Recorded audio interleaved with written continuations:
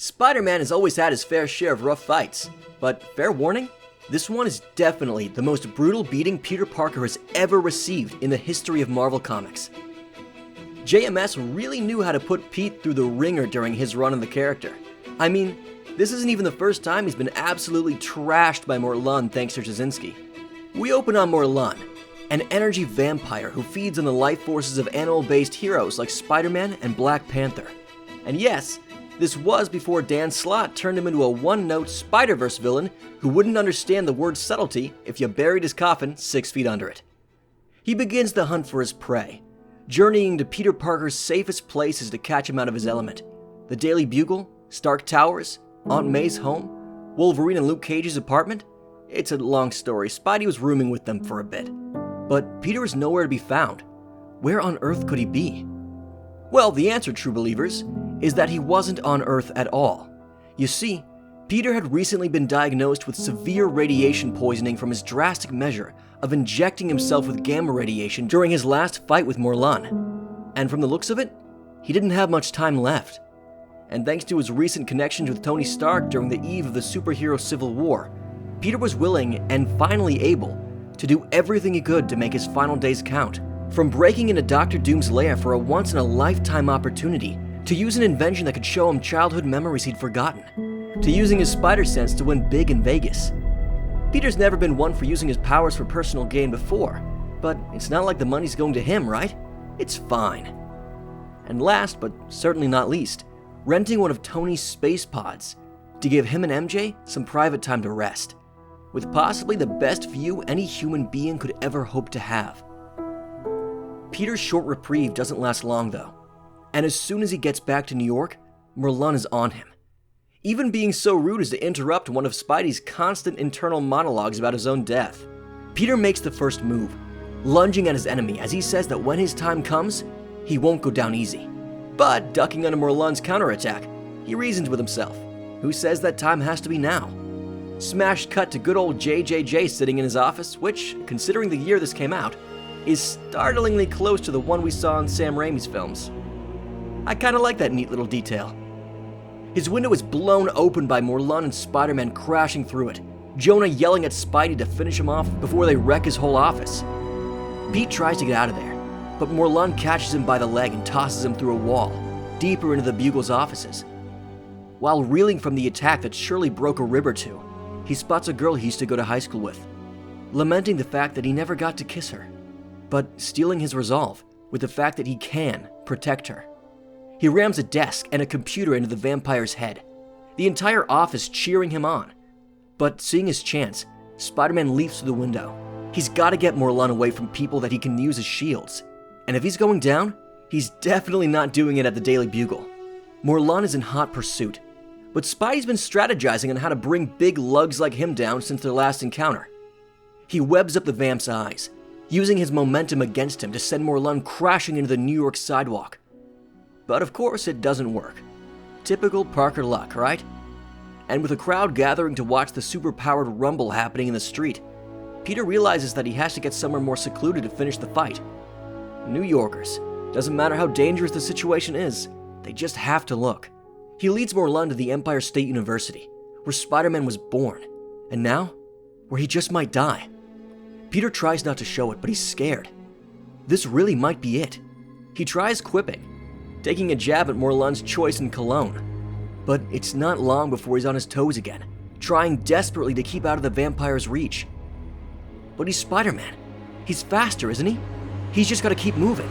Morlun can't hit what he can't touch, right? But no, it's not enough. Spidey's once again grabbed by the leg and sent careening through a solid wall or two, leaving the hero bruised and bloody on the ground, thinking to himself that he could really use an assist from Iron Man right now. Or any Avenger, really. Even the Wasp.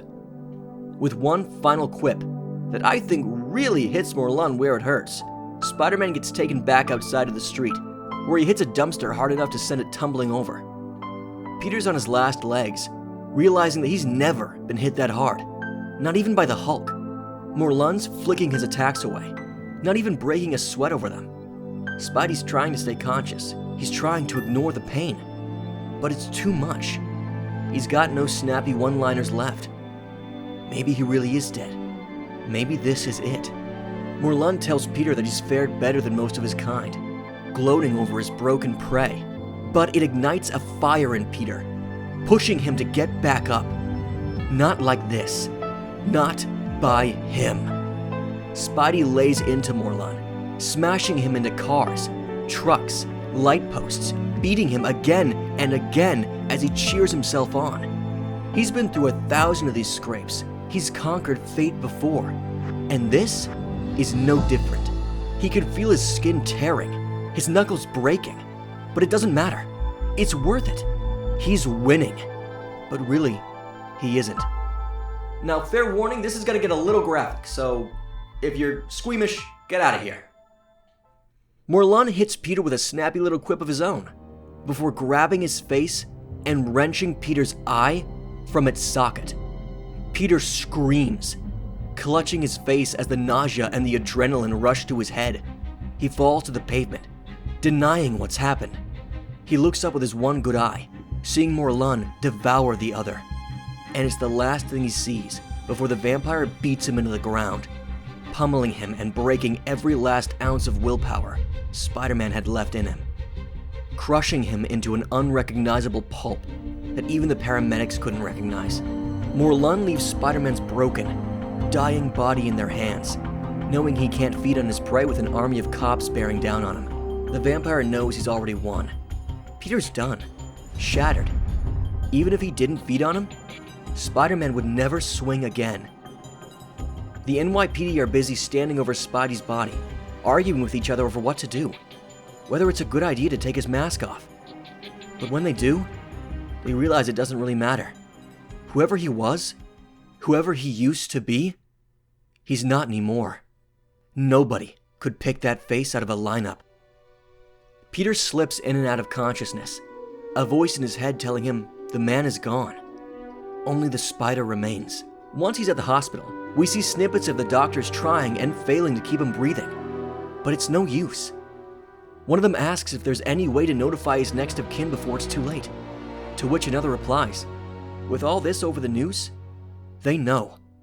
As we see Peter's friends, family, and fellow heroes rushing to his side, while Morlun closes in. Captain America, Luke Cage, and Iron Man make it there first, knowing they have to move Peter before whatever beat him this badly comes back to finish the job. But a doctor tells them it's simply not possible. He's not going to make it, and moving him now would just end it faster. Meanwhile, Morlun's made it to Peter's room, standing over his bed, and ready to feed. But before he can get started snacking on our favorite webslinger, Mary Jane tears into the room, throwing herself at the villain to stop him. Morlun throws her off, saying that if she wants to join him, he'd be happy to oblige. She grabs his scalpel off the floor, making one last mad swing at the vampire before he grabs her by the arm and breaks it. Peter knows what's happening, and a voice tells us that even if the man can't do anything to stop this, the spider can. That there are some powers he was granted from that bite that he hadn't accepted. That spiders do more than just leap and climb with great strength. Peter's only eye opens, flashing red as he rips himself from the medical equipment tying him down to the bed, leaping at Morlun with a scream and catching the villain off guard enough for him to drop MJ to the ground. Bony spears split through Spider-Man's arms as he pins Morlun to the ground, stabbing into his limbs to keep him in place for the spider to feed. MJ looks at Peter, seeing him begin to transform into a humanoid man-spider as he starts to eat the vampire, starting with his head. Mary Jane can't help but scream, echoing through the hospital and catching the attention of the heroes in the lobby. Iron Man grabs Steve and Luke Cage, flying them up the stairwell and across to Peter's room as fast as he can. In the hospital room, a brilliant purple glow envelops Peter and Morlun, what's left of the vampire turning to dust, as he says this wasn't how it was meant to be. Peter falls to the ground, using what little energy he has left in him, to look up at MJ and tell her he loves her. She says they can get help. They can fix him. But he stops her. There's nothing they can do. He's broken. The last thing Peter Parker is able to do is say goodbye. And then he's gone. What happens next is a blur. The heroes try to comfort MJ, all while Tony Stark tries to get the body out of there before anyone can trace it back to Peter Parker and his family. no one can know Spider-Man is dead. Not yet. Not like this. And while Steve shares his tears with Mary Jane, Iron Man flies Peter Parker's body out of the hospital and into the morning sky.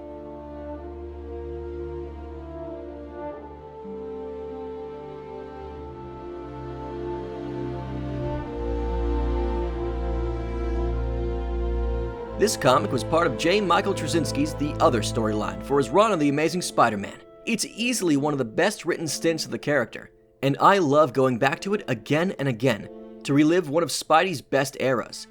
Please, go check it out if you can. You won't regret it. Just remember to stop reading before it hits one more day. Save yourself some intense frustration. And trust me, while it may seem like this is the death of Spider-Man, he doesn't stay that way. So, go read the rest of this comic and see what happens next. With that being said, this is the Synth Voice Network, signing off for the night.